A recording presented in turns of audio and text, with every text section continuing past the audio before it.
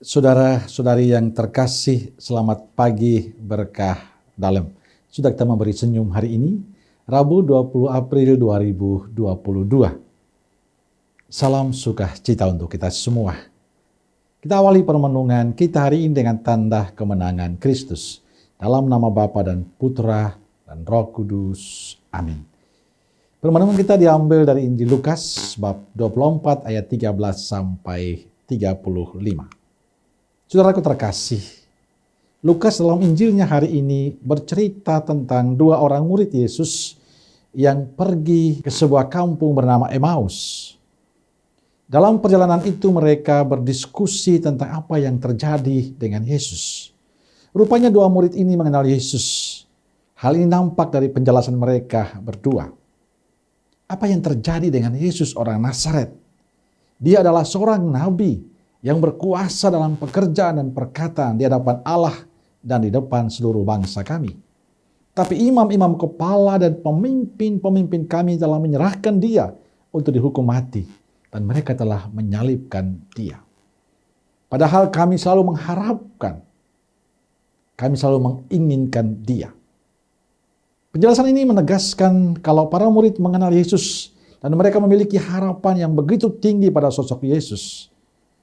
Walaupun mereka mengenal Yesus, tapi pada saat mereka berjumpa dengan Yesus yang bangkit, justru mereka tidak mengenalnya. Dikatakan ada sesuatu yang menghalangi mata mereka. Yang menghalangi mereka adalah pikiran mereka.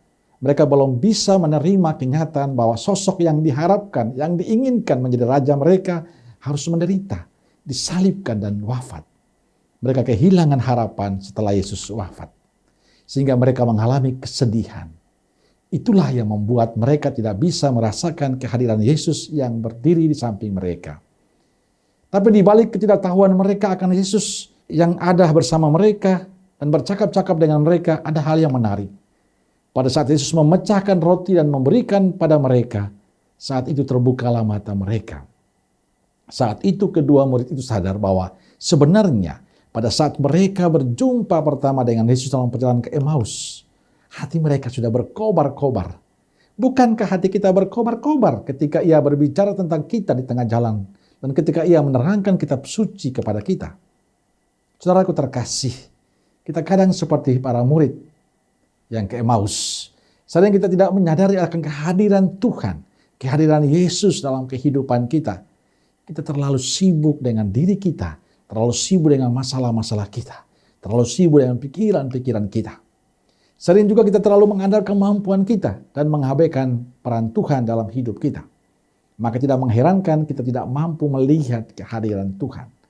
Hari ini kita diajak untuk lebih tekun, lebih sungguh-sungguh mendekatkan diri dengan Tuhan dalam doa-doa kita, sehingga kita semakin peka untuk mengenal suara Tuhan dalam kehidupan kita setiap hari.